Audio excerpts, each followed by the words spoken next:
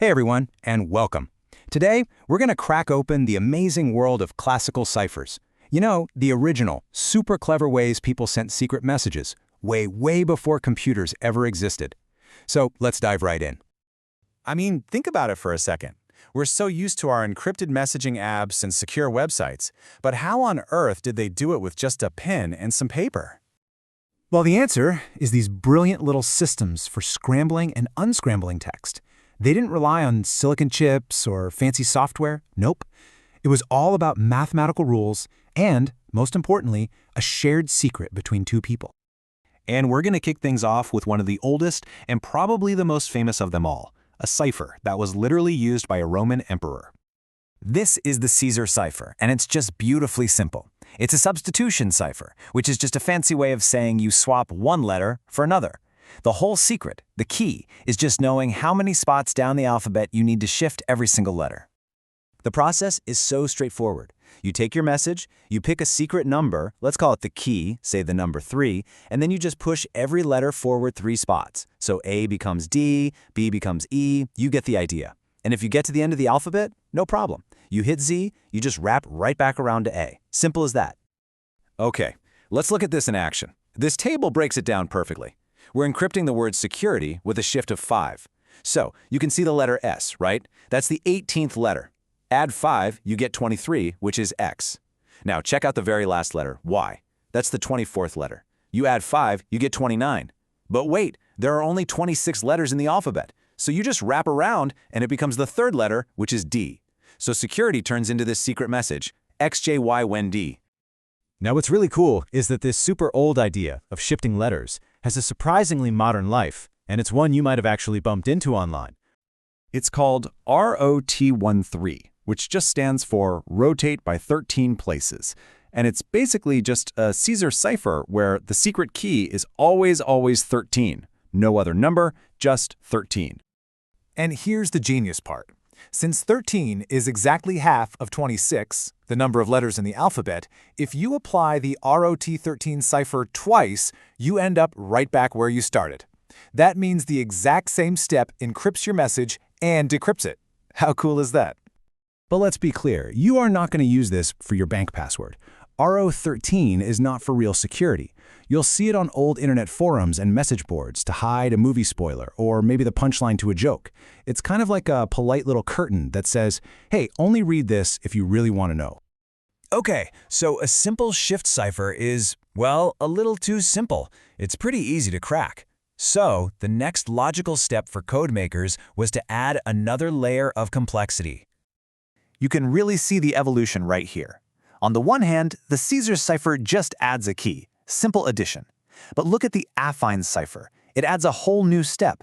First, you multiply the letter's position by one key A, and then you shift it by a second key B. It's a two-step process. So yeah, this use of 2 different keys, one for multiplying and one for shifting, makes the code a whole lot harder to guess.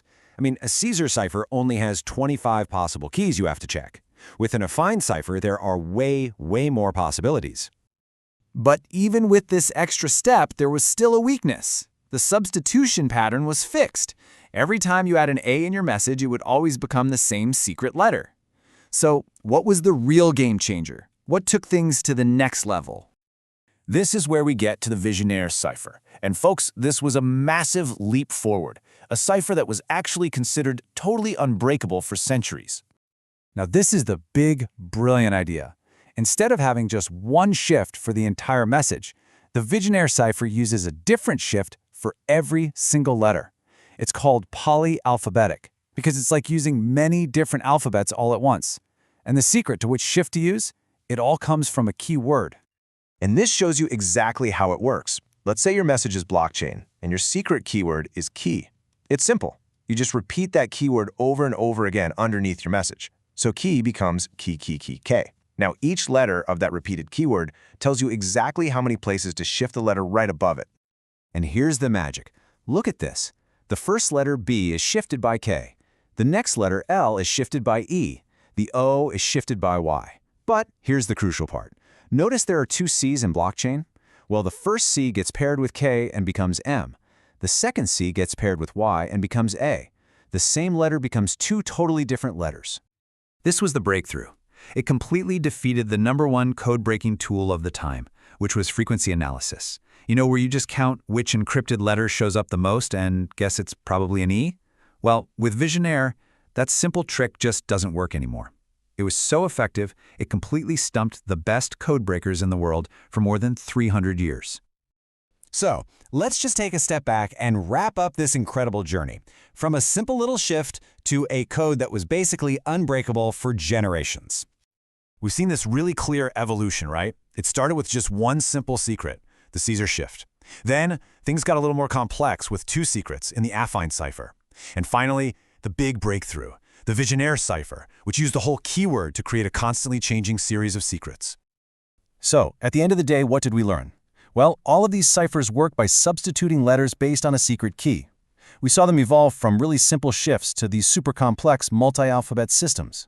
The Visionaire was that huge leap forward, and believe it or not, these elegant, simple ideas are the direct ancestors of the encryption that protects our digital lives today.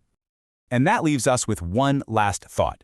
These historical ciphers, as amazing as they were eventually broken because their keys were just too simple or too short. Modern encryption uses the same basic principles, but with keys that are astronomically, unimaginably long and complex. So I'll leave you with this question. What do you think is the real key to our modern digital security? Thanks so much for joining me on this journey.